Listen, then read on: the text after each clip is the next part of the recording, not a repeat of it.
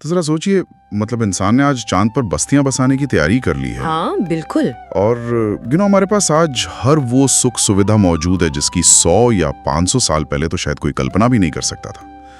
दुनिया भर की जानकारी बस हमारी उंगलियों पर है। बेहतरीन मेडिकल साइंस ने उम्र भी बढ़ा दी है। एकदम सही बात है। लेकिन फिर भी जब हम अपने अंदर झांक कर देखते हैं ना, तो एक बहुत ही अजीब और कह सकते हैं कि कड़वा सच सामने आता है।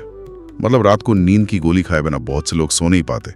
तनाव, चिंता और वो एक अजीब सा खालीपन हमारी रोजमर्रा की जिंदगी का हिस्सा बन चुके हैं। बहुत गहरा खालीपन। तो सवाल ये है कि बाहर से तो हमने पूरी दुनिया जीत गई है, लेकिन अंदर से हम इतने दुखी और परेशान क्यों हैं? यार ये एक ऐसा गहरा विरोधाभास है ना, मतलब एक ऐसा पैराडॉक्स है जिसने सदियों से विचारकों को उलझा कर रखा है।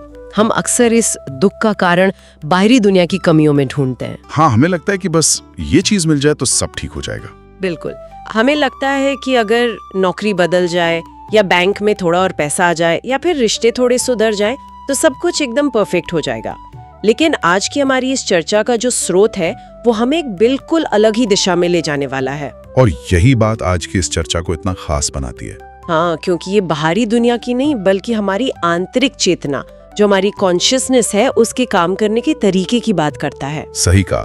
तो आज हम जिस आध्यात्मिक और दार्शनिक लेख का गहराई से विश्लेषण कर रहे हैं उसका नाम है स्वचिंतन से स्वपरिवर्तन, मैं सुख स्वरूप हूँ।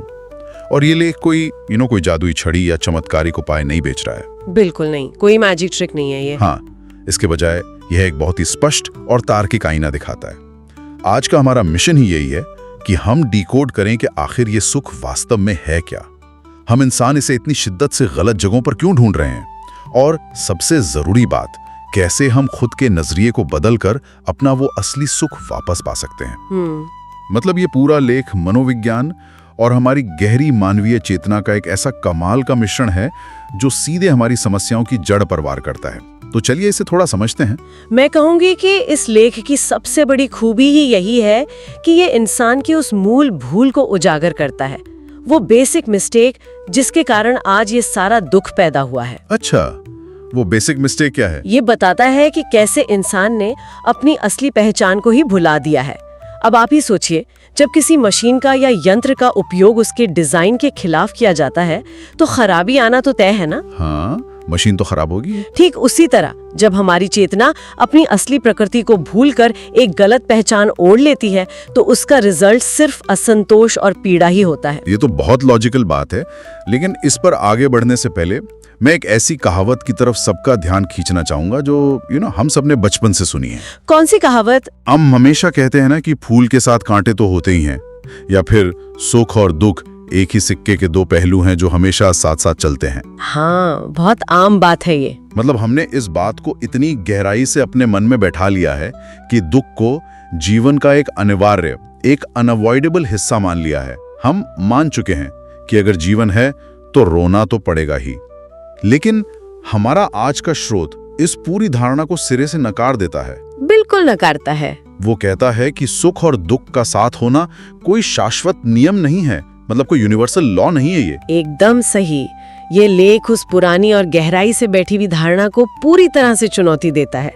स्रोत के अनुसार अगर हम सृष्टि के आदि काल की बात करें, जिसे भारतीय दर्शन में सतयुग और त्रेता युग कहा गया है, तो उस समय सुख और दुख एक साथ बिल्कुल नहीं चलते थे। अच्छा, तो उस वक्त कैसा था सब कुछ? उस वक्त जब आत्माएं अपने मूल घर से, जिसे परम धाम कहा गया है, वहां से इस धरती पर पहली बार आई थीं, तब वे अपनी सबसे शुद्ध अवस्था में थीं। इस अवस्था को लेख में सतो प्रधान अवस्था कहा गया है। सतो प्रधान मतलब एकदम प्योर? हाँ, 100% प्योर। उस समय हर एक चेतना को अपनी पूरी आत्मिक स्मृति थी। वे बहुत स्पष्ट रूप से जानती थीं कि वे एक निराकार ज्योति बिंदु हैं, न कि ये हाड़ मांस का शरीर।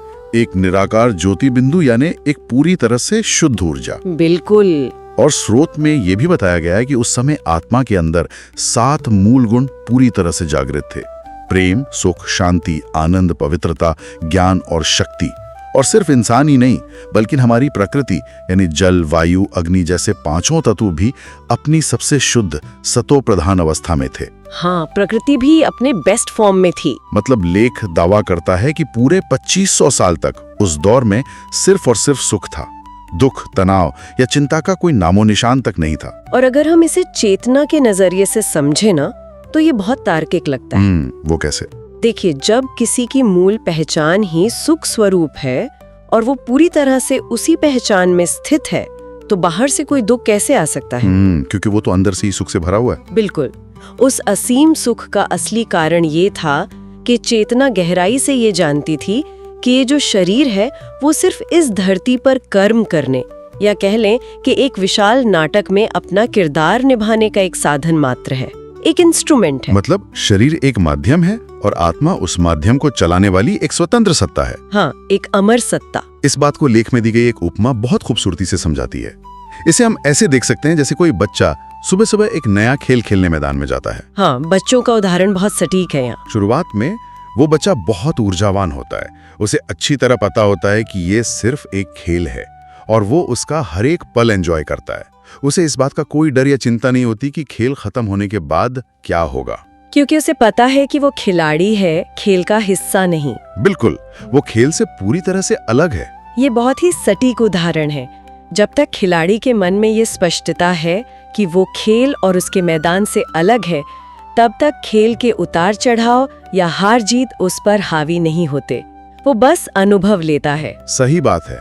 लेकिन समस्या तब शुरू होती है जब वो खेल में इतना ज्यादा मग्न हो जाता है कि वो भूल ही जाता है कि वो घर से खेलने आया था। वो मैदान को ही अपनी असली दुनिया और खेल के नियमों को अपना अस्तित्व मान बैठता है। और यहीं पर गड़बड़ हो जाती है। अगर हमने खुद को इस देह भान के जाल में फंसा लिया है, तो यहीं से वो सवाल उठता है जो शायद इस वक्त हर सुनने वाले के मन में घूम रहा होगा कि आखिर ये पतन हुआ कैसे? हाँ, अगर सब कुछ इतना ही शानदार था, अगर हम इतने ही शुद्ध और ऊर्जावान खिलाड़ी थे, तो ये गड़बड़ कहाँ हुई? 2500 साल के उस स्वर्णिम काल के बाद ऐसा क्या हुआ कि हम अपनी ही पहचान भूल गए? इस पतन को समझने के लिए ना, हमें ऊर्जा और चेतना के प्राकृतिक पतन के नियम को समझना होगा। मतलब लॉ ऑफ एंट्रोपी समझ लीजिए। अच्छा, थोड़ा आसान शब्दों में समझाएं। जैसे किसी भी बैटरी या ऊर्जा स्रोत का आप लगातार उपयोग करते हैं, तो उसकी शक्ति धीरे धीरे कम होती है ना? हाँ, बैटरी तो डिस्चार्ज होती है। बस वैसे ही आत्माओं के साथ भी हुआ। जब एक शुद्ध चेतना हजारों सालों तक इस भौतिक दुनिया में इन 5 तत्वों के साथ निरंतर संपर्क में रहती है, तो उसकी जो मूल आध्यात्मिक ऊर्जा है वो कम होने लगती है। तो समय के साथ पावर कम होने लगी। हाँ, द्वापर युग की शुरुआत तक आते आते आत्मा की वो सतो प्रधान अवस्था कमजोर पड़ने लगी, स्मृति धुंधली होने लगी, और इसी धुंधलेपन में आत्माएं खुद को वो अमर निराकार ज्योति बिंदु समझने के बजाय इस भौतिक शरीर को ही अपनी असली और एक लौती पहचान मान बैठी। और यहीं से जन्म हुआ देह अभिमान का। मतलब एक अमर चेतना ने खुद को एक ऐसे सांचे में ढाल लिया जिसकी एक एक्सपायरी डेट है। बिल्कुल। लेकिन यहाँ बात सच में बहुत दिलचस्प हो जाती है। एक सवाल है, आखिर शरीर तो हमारे ही हिस्सा है ना? हम इसी के जरिए तो दुनिया को देखते हैं, सुनते हैं, महसूस करते हैं। हाँ, शरीर एक साधन है। तो अगर इंसान ने खुद को शरीर मान भी लिया, तो इसमें इतना बड़ा मनोवैज्ञानिक भूचाल कैसे आ गया? मतलब सिर्फ खुद को शरीर मान लेने से इतना दुख कैसे आ सकता है कि हमारे अंदर सारे विकार पैदा हो गए? ये बहुत ही गहरा सवाल है, और इसका उत्तर हमारी पूरी साइकोलॉजिकल बनावट को खोलकर रख देता है। आप मुझे बताइए, शरीर का निर्माण किन चीजों से हुआ है? 5 भौतिक तत्वों से। बिल्कुल। और इस भौतिक दुनिया का सबसे बड़ा नियम क्या है? परिवर्तन और विनाश। ये शरीर हमेशा नहीं रहने वाला, ये हर पल बदल रहा है। ये बूढ़ा होगा, बीमार पड़ेगा और एक दिन पूरी तरह नष्ट हो जाएगा। हाँ, ये तो जीवन का सच है। आप जरा कल्पना करें, जो चेतना अपनी मूल प्रकृति में अजर अमर है, जिसका कभी अंत नहीं हो सकता, जब वो एक ऐसी चीज के साथ अपनी पहचान जोड़ लेती है जो किसी भी पल खत्म हो सकती है, तो उसका स्वाभाविक परिणाम क्या होगा? एक गहरा डर। बिल्कुल। एक भयानक असुरक्षा की भावना, क्योंकि अब उसे हर पल ये लगेगा कि मैं मिट जाऊंगा, मैं खत्म हो जाऊंगा। एकदम सही। जब पहचान एक विनाशी वस्तु से जुड़ जाती है, तो सबसे पहले एक बहुत गहरी असुरक्षा पैदा होती है। अपना वजूद खोने का डर, वो इनसिक्योरिटी इंसान के अवचेतन मन में बैठ जाती है। और इसी डर से सारी समस्याओं की जड़ शुरू होती है। हाँ, इसी डर और खालीपन को ढकने के लिए इंसान फिर बाहरी दुनिया में संघर्ष करने लगता है। यहीं से जन्म होता है 5 मुख्य विकारों का: काम, क्रोध, लोभ, मोह और अहंकार। मतलब ये कोई हमारे दुश्मन नहीं है जो बाहर से आए हैं। नहीं, ये कोई बाहरी दुश्मन नहीं है। ये दरअसल उसी डर और खालीपन को भरने की एक हताश और नाकाम कोशिश है। जब ये असुरक्षा हावी होती है ना, तो हमारी वो शुद्ध सतो प्रधान अवस्था पूरी तरह गिर जाती है। उसकी जगह एक बेचैनी ले लेती है, जिसे लेख में रजो प्रधान अवस्था कहा गया है। और उसके बाद और अंततः इंसान सिर्फ अपनी इच्छाओं और डरों का गुलाम बनकर रह जाता है, जिसे कलयुग के अंत तक आते आते तमो प्रधान अवस्था कहा गया है, यानी गहन अंधकार और अज्ञानता की अवस्था। बाप रे, ये तो पूरी की पूरी मनोविज्ञान की नींव को ही चुनौती देने वाली बात है। कैसे? मतलब हम जिन्हें मानवीय स्वभाव मानते हैं, हम कहते हैं ना कि क्रोध तो आएगा ही, हाँ, या लालच तो इंसान की फितरत है। हाँ, लोग अक्सर ऐसा कहते हैं। हाँ। पर इस लेख के हिसाब से तो वो असल में हमारी मूल पहचान का हिस्सा है ही नहीं। वो तो सिर्फ एक डरे हुए इंसान के अपनी सुरक्षा के लिए बनाए गए हथियार हैं, जो उल्टा उसी को काट रहे हैं। बिल्कुल सही पकड़ा आपने। और जब अंदर का वो असली सुख, वो सतोप्रधान शांति खो गई, तो इंसान ने एक और बड़ी गलती कर दी। वो क्या? उसने उस सुख को बाहरी दुनिया में खोजना शुरू कर दिया। और बाहरी दुनिया में सुख खोजना वैसा ही है जैसे रेगिस्तान में पानी खोजना, मतलब एक मिराज के पीछे भागना। हाँ, मृग तृष्णा। स्रोत में इसके लिए मृग तृष्णा और कागविष्ठा यानी कौवे की बीट जैसे कठोर लेकिन बहुत ही सटीक शब्दों का प्रयोग किया गया है। कागविष्ठा, ये तो बहुत कड़ा शब्द है। हाँ, क्योंकि जब हम शरीर में, बाहरी भौतिक वस्तुओं में, धन में या वैभव और दूसरे लोगों में अपना सुख खोजते हैं, तो वह हमेशा अल्पकालिक यानी बहुत ही टेम्परेरी होता है और अंत में दुख ही देता है। बिल्कुल। नियम यही है कि जो चीज कुछ पलों के लिए मिलती है, वो जब छिनती है तो अपने पीछे बहुत गहरा दुख छोड़ जाती है। अगर हम इसे शारीरिक सुख के नजरिए से देखें, तो इसके पीछे भागने से तो बड़े बड़े साम्राज्य तहस नहस हो जाते हैं। इंसान को भयंकर बीमारियां लगती हैं, क्रोध आता है और इंसान एक तरह से अपने ही पैरों पर कुल्हाड़ी मार लेता है। एकदम सही। और अगर हम पैसे के लोभ की बात करें, तो स्रोत में इसका एक बहुत ही बेहतरीन उदाहरण दिया गया है। क्या उदाहरण है? आज दुनिया के कई ऐसे विश्व प्रसिद्ध और बेहद अमीर लोग हैं जिनके पास करोड़ों की संपत्ति है। हाँ, बहुत हैं ऐसे। लेकिन वे अंदर से इतने खाली और असंतुष्ट हैं कि गहरी निराशा में डूबे रहते हैं और कुछ तो आत्महत्या तक कर लेते हैं। ये तो हम अक्सर न्यूज में पढ़ते ही हैं। वहीं दूसरी तरफ जरा सोचिए, कड़ी धूप में मिट्टी का काम करने वाला एक साधारण मजदूर सूखी रोटी खाकर पेड़ के नीचे ऐसी गहरी नींद सोता है कि वो अगले दिन फिर से ताजा हो जाता है। वाह। जबकि मखमली गद्दों और एसी में सोने वालों को भी पसीने छूटते देखे गए हैं। ये उदाहरण सुनकर तो मैं सच में हैरान हूँ। मतलब एसी कमरे में सो रहे हैं और पसीने छूट रहे हैं क्योंकि मन में शांति नहीं है। बिल्कुल। इसका सीधा सा अर्थ ये है कि सुख का संबंध बाहरी साधनों से नहीं है। ये बात रिश्तों और मोह पर भी उतनी ही सटीक बैठती है ना? बिल्कुल बैठती है। स्रोत में माता पिता और बच्चों के रिश्ते का जो उदाहरण दिया गया है, वो आंखें खोल देने वाला है। हाँ, वो पॉसेसिवनेस वाली बात। हाँ, अक्सर लोग मोह को ही प्यार समझ लेते हैं। मोह के कारण माता पिता अपने ही बच्चों को अपनी जागीर, अपनी प्रॉपर्टी समझ लेते हैं और फिर उन पे अपनी मर्जी थोपते हैं। बिल्कुल। उनके अंदर एक मालिकाना हक जताने की भावना आ जाती है। वे ये भूल जाते हैं कि हर किसी की एक अलग पहचान है, एक अलग आइडेंटिटी है। और इसी वजह से रिश्ते बिगड़ते हैं और फिर से दुख मिलता है। सही बात है। जब हम किसी पर अधिकार जताते हैं, तो हम अनजाने में अपनी खुशी का रिमोट कंट्रोल उस इंसान के हाथ में दे देते हैं। सच्चा प्यार स्वतंत्रता देता है, जबकि मोह बांधता है। तो इसका मतलब ये सब कुछ हमारी मनस्थिति, हमारे स्टेट ऑफ माइंड का खेल है। साधन हो या ना हो, हमारा निजी स्वरूप तो सुख का ही है। बिल्कुल। हम लगातार दूसरों से सुख निचोड़ने की कोशिश कर रहे हैं, जबकि श्रोत्र साफ कहता है कि हमारा तो निजी स्वरूप ही सुख है। तो अब जब हम इस पूरी तस्वीर को समझ गए हैं, हमने बीमारी की जड़ को पकड़ लिया है, तो इस विश्लेषण का जो दूसरा मिशन है उस पर आते हैं, यानी इसका इलाज खोजना। हाँ, स्वपरिवर्तन का मार्ग आखिर है क्या?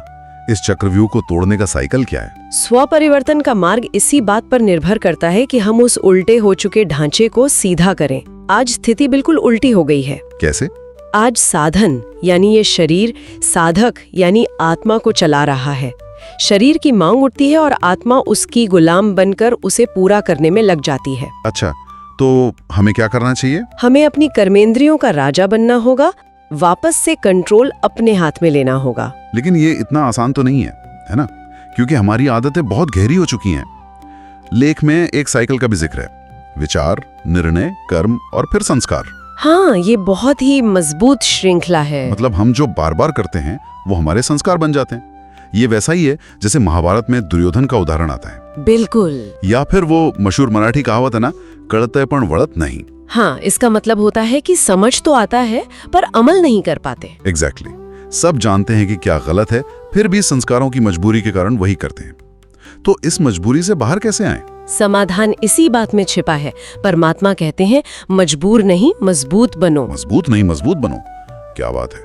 पर ये मजबूती आएगी कैसे? इसके लिए खुद को वापस से वो सुख स्वरूप आत्मा समझना होगा, और जो ज्ञान, शांति और प्रेम के सागर हैं परमपिता शिव परमात्मा, उनकी स्मृति में खुद को टिकाना होगा। मतलब उस सुप्रीम सोल के साथ कनेक्शन जोड़ना होगा। हाँ, जिसे राजयोग का अभ्यास कहा जाता है। जब हमारी चेतना उस सर्वोच्च सत्ता के साथ जुड़ती है तो आत्मा को नई शक्ति मिलती है और पुराने संस्कारों की मजबूरी टूटने लगती है। तो जब हम इस पूरी दुनिया को एक खेल की तरह देखने लगते हैं तो क्या हारने पर भी दुख नहीं होता? बिल्कुल नहीं होता। जब आप जान जाते हैं कि ये दुनिया एक खेल है, तो अगर कोई सच्चे दिल से ईमानदारी से खेलता है तो हारने पर भी उसे गहरी संतुष्टि मिलती है कि उसने अपना पूरा प्रयास किया। वो निराशा में नहीं डूबता। तो अगर हम आज के इस गहन विश्लेषण को समेटें तो आज के इन स्रोतों ने हमें एक बहुत ही स्पष्ट संदेश दिया है कि हमारा निजी स्वभाव ही सुख है। बिल्कुल। हम दुखी इसलिए नहीं हैं क्योंकि दुनिया बुरी है, बल्कि इसलिए हैं क्योंकि हम भूल गए हैं कि हम असली में हैं कौन। साधन जैसे शरीर और पैसा वो जरूरी हैं, लेकिन उन्हें हमारा मालिक नहीं बनना चाहिए। एकदम सही। और मैं तो सुनने वालों को बस यही याद दिलाना चाहूंगी कि अगली बार जब भी आप किसी बाहरी चीज या व्यक्ति से सुख की उम्मीद कर रहे हो तो एक पल के लिए रुके। एक पॉज लें।